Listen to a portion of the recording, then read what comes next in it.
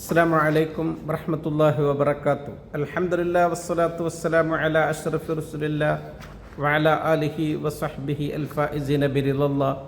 അമ്മാ ബഅദ്. പ്രിയമുള്ളവരെ, 23/5/2025 നിഅമത്തുൽ ളിൽ എന്ന ശീർഷകത്തിൽ UAE ഔഖാഫ് പ്രസിദ്ധം ചെയ്ത ജുമാ ഖുത്ബയുടെ മലയാള സാരാംശം ഇവിടെ പറയുകയാണ്. നമ്മുടെ നിഴലുകൾ, അത് നാം ചിന്തിക്കേണ്ട വിഷയം തന്നെയാണ്. ഏതൊരു വസ്തുവിനും അള്ളാഹു നിഴൽ സംവിധാനിച്ചിട്ടുണ്ട്. വിശുദ്ധ ഖുർആനിൽ അള്ളാഹു തആല പറയുന്നു, ഇന്നൽ മുത്തഖീന ഫീ ളിലാലിൻ വഅയൂൻ. നിശ്ചയം അള്ളാഹുവിനെ സൂക്ഷിച്ച് ജീവിക്കുന്നവർ നാളെ പരലോകത്ത് അവൻ നൽകുന്ന പ്രത്യേകമായ തണലിലും അരുവികളിലുമൊക്കെയാകും.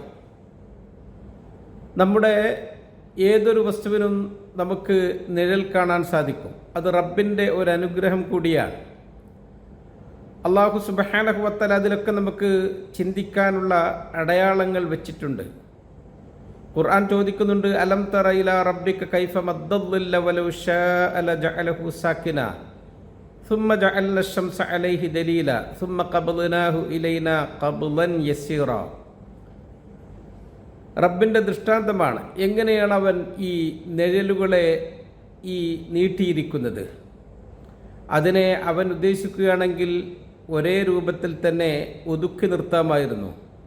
പിന്നെ സൂര്യനെ അതിൻ്റെ മേൽ അവൻ തെളിവായി നിശ്ചയിച്ചു. അതിനുശേഷം അവനിലേക്ക് അല്പാൽപമായി അല്ലാഹു തആല പിടിക്കുകയും ചെയ്യും.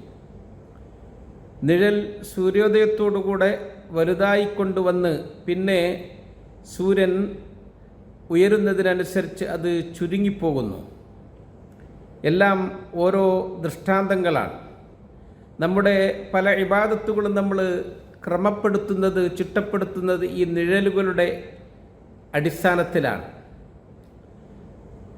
അത് ഖുർആൻ പറഞ്ഞതുപോലെ അള്ളില്ലു വലൽ ഹറൂർ, ഈ തണലും അതുപോലെ തന്നെ വെയിലിൻ്റെ ചൂടും ഒരിക്കലും സമമല്ല. പ്രകൃതിയിലെ വ്യത്യസ്തമായ രണ്ടു പ്രതിഭാസങ്ങളാണത്.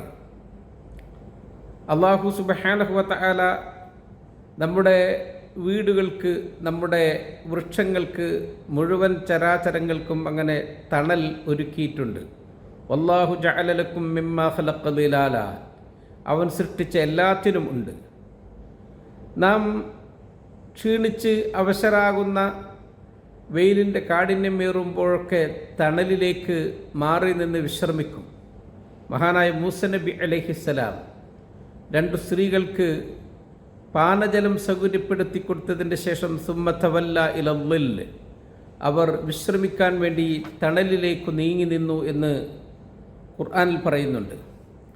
റസൂൽ സല്ലല്ലാഹു അലൈഹി വസല്ലം തങ്ങളും അവിടുത്തെ അനുചരരും പലപ്പോഴും യാത്രാവേളകളിൽ തണലിലിരുന്ന് വിശ്രമിക്കാറുണ്ടായിരുന്നു. തണൽ നമുക്ക് അല്ലാഹു തആല സംവിധാനിച്ചു തന്ന ഒരു വിശ്രമ സ്ഥലമാണ്. അത് നാം ശ്രദ്ധിക്കുകയും ആ ജനങ്ങൾ തണൽ തേടി വരുന്ന ഭാഗത്തെ നാം വൃത്തിയോടുകൂടി പരിചരിക്കുകയും ചെയ്യണം. അത് മലിനമാക്കാനും വൃത്തികേടാക്കാനും പാടില്ല. നബിതങ്ങൾ പറഞ്ഞു, തഖുൽ മലാഇന സലാസ, 3 ശാപപ്രാർത്ഥനകൾക്ക് ഇടം വരുത്തുന്ന കാര്യങ്ങൾ നിങ്ങൾ ശ്രദ്ധിക്കണം. അതിൽ ഒന്ന് ഇഫ്സാദുൽ ളിൽ, ജനങ്ങൾ തണൽ തേടി വരുന്ന സ്ഥലങ്ങളെ നാം മലിനമാക്കുക എന്നതാണ്. മരങ്ങളും തണൽ തരുന്ന സംവിധാനങ്ങളുമൊക്കെ വെട്ടിമാറ്റി നാം അത് നശിപ്പിക്കാൻ പാടില്ല. മറിച്ച് വൃക്ഷങ്ങളും ചെടികളും മരങ്ങളുമൊക്കെ നാം നട്ടു പിടിപ്പിക്കുകയാണ് വേണ്ടത്. അല്ലാഹു സുബ്ഹാനഹു വ തആല നൽകിയ സൗകര്യങ്ങളാണൊക്കെ ഇത്. അവൻ്റെ തണൽ ലഭിക്കുന്നവരിൽ നമ്മളെല്ലാവരെയും ചേർക്കുമാറാവട്ടെ. ഐഹിക ലോകത്ത് തണൽ നമുക്കൊരു വിശ്രമ കേന്ദ്രമായതുപോലെ തന്നെ പരലോകത്ത് തണൽ ലഭിക്കൽ അത് അള്ളാഹുവിൻ്റെ അംഗീകാരവും ആദരവുമാണ്. അവനിഷ്ടപ്പെട്ടവർക്കാണ്, അവനെ സ്നേഹിച്ചവർക്കും അവനെ ഭയപ്പെട്ട് ജീവിച്ചവർക്കുമാണ് അവൻ പരലോകത്ത് തണൽ നൽകുക.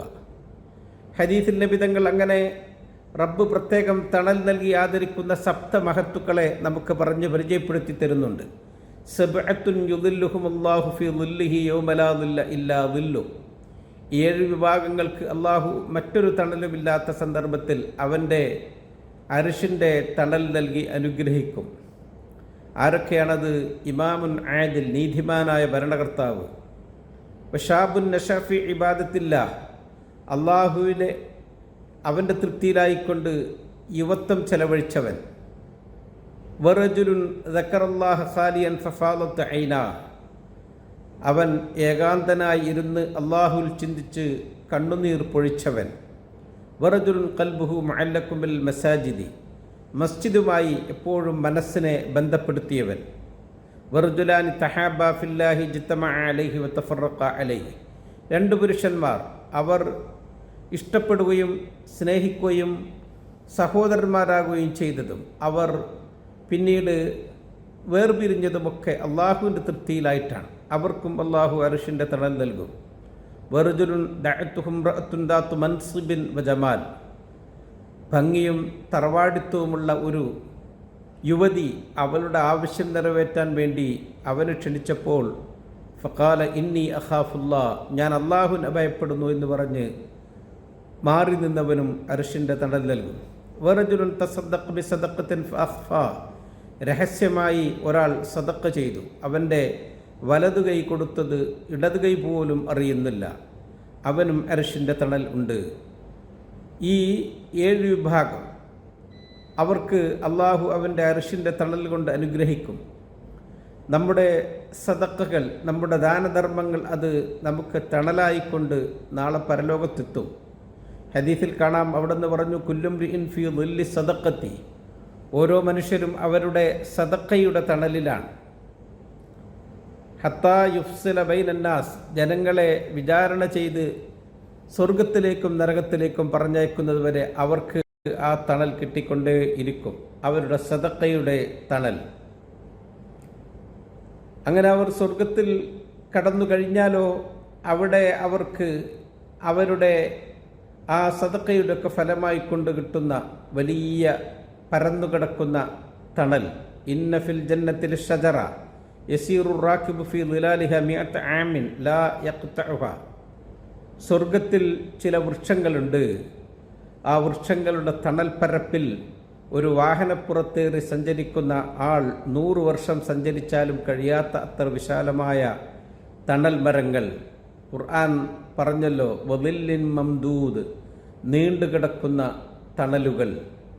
അല്ലാഹു സുബ്ഹാനഹു വ തആല അവൻ്റെ തണൽ മാത്രം ലഭിക്കുന്ന അന്ത്യനാളിൽ അർശിൻ്റെ തണൽ ലഭിക്കുന്ന ഭാഗ്യവാന്മാരിൽ നമ്മളെ ചേർക്കട്ടെ. ഈ രാജ്യത്തും മറ്റു രാജ്യങ്ങളിലുമൊക്കെ അവൻ സമാധാനവും സുരക്ഷിതത്വവും നൽകട്ടെ.